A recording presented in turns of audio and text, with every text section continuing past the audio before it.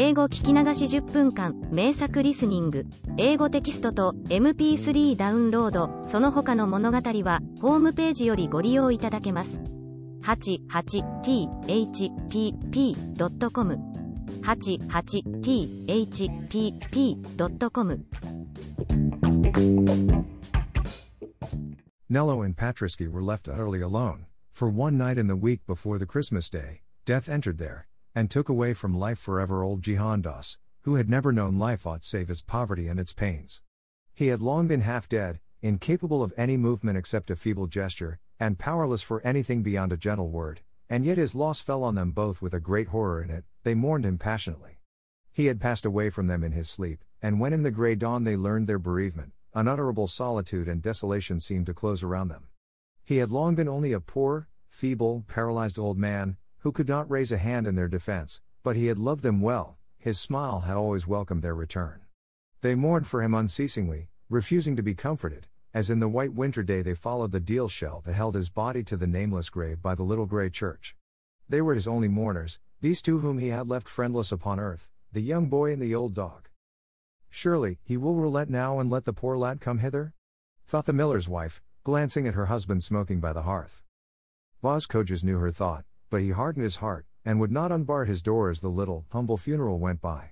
The boy is a beggar, he said to himself, he shall not be about Alois. The woman dared not say anything aloud, but when the grave was closed and the mourners had gone, she put a wreath of immortelles into Alois's hands and bade her go and lay it reverently on the dark, unmarked mound where the snow was displaced.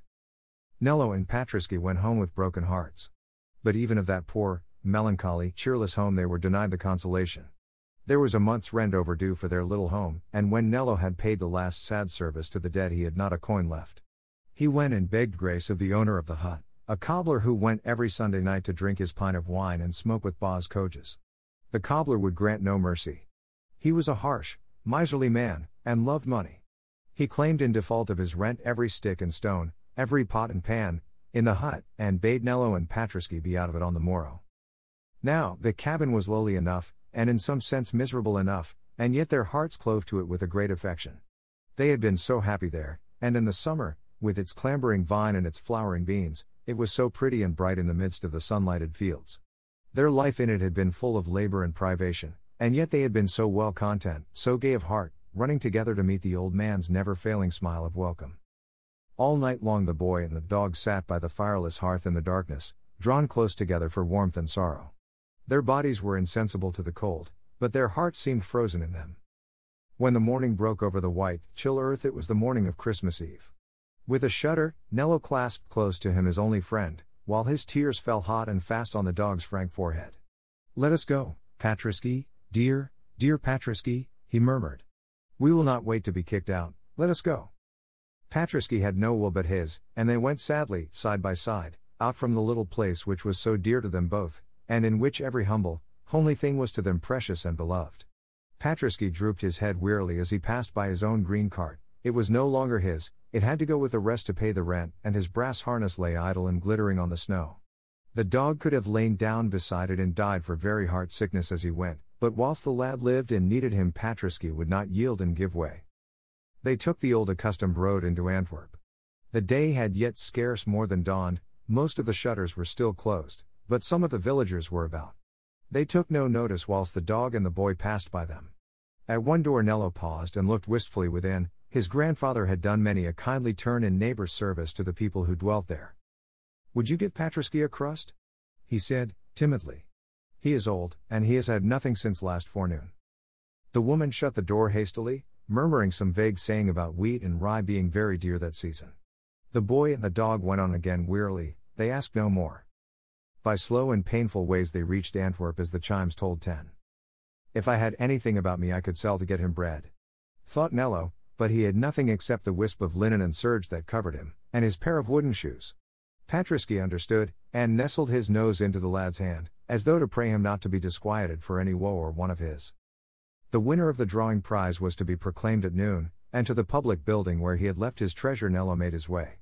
On the steps and in the entrance hall there was a crowd of youths, some of his age, some older, all with parents or relatives or friends. His heart was sick with fear as he went among them, holding Patrisky close to him. The great bells of the city clashed out the hour of noon with brazen clamor. The doors of the inner hall were opened. The eager, panting throng rushed in. It was known that the selected picture would be raised above the rest upon a wooden dais. A mist obscured Nello's sight, his head swam, his limbs almost failed him. When his vision cleared, he saw the drawing raised on high. It was not his own. A slow, sonorous voice was proclaiming aloud that victory had been adjudged to Stephen Kieslinger, born in the burg of Antwerp, son of a wharfinger in that town. When Nello recovered his consciousness, he was lying on the stones without, and Patriski was trying with every art he knew to call him back to life. In the distance, a throng of the youths of Antwerp were shouting around their successful comrade, and escorting him with acclamations to his home upon the quay. The boy staggered to his feet and drew the dog into his embrace. "It is all over, dear Patriski," he murmured, "all over." He rallied himself as best he could, for he was weak from fasting, and retraced his steps to the village. Patriski paced by his side with his head drooping and his old limbs feeble from hunger and sorrow. The snow was falling fast, a keen hurricane blew from the north, it was bitter as death on the plains. It took them long to traverse the familiar path, and the bells were sounding 4 of the clock as they approached the hamlet. Suddenly Patriski paused, arrested by a scent in the snow, scratched, whined, and drew out with his teeth a small case of brown leather. He held it up to Nello in the darkness. Where they were there stood a little Calvary, and a lamp burned dully under the cross. The boy mechanically turned the case to the light. On it was the name of Boz Coges, and within it were notes for 2,000 francs. The sight roused the lad a little from his stupor. He thrust it in his shirt, and stroked Patriski and drew him onward. The dog looked up wistfully in his face. Nello made straight for the mill house, and went to the house door and struck on its panels. The miller's wife opened it weeping, with little Eloise clinging close to her skirts. "Is it thee, thou poor lad?" she said kindly through her tears. "Get thee gone ere the boss see thee. We are in sore trouble tonight. He is out seeking for a power of money that he has let fall riding homeward, and in this snow he never will find it, and God knows it will go nigh to ruin us.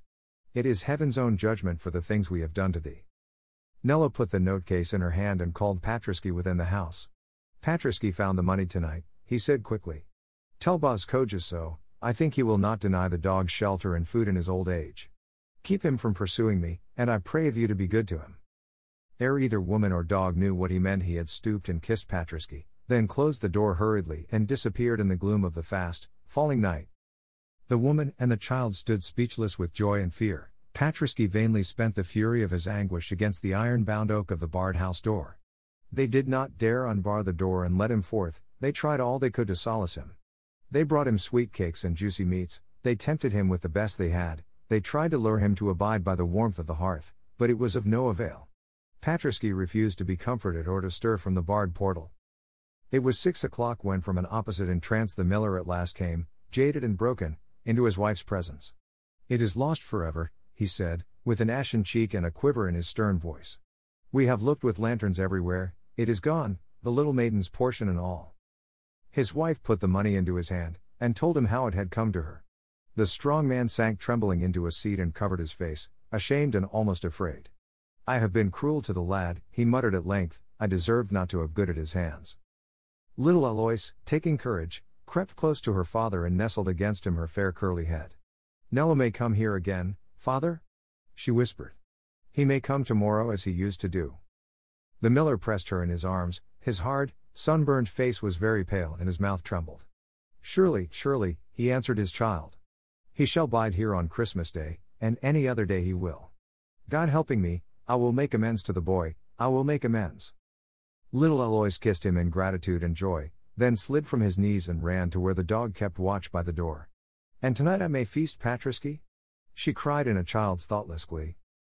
Her father bent his head gravely. Let the dog have the best," for the stern old man was moved and shaken to his heart's depths.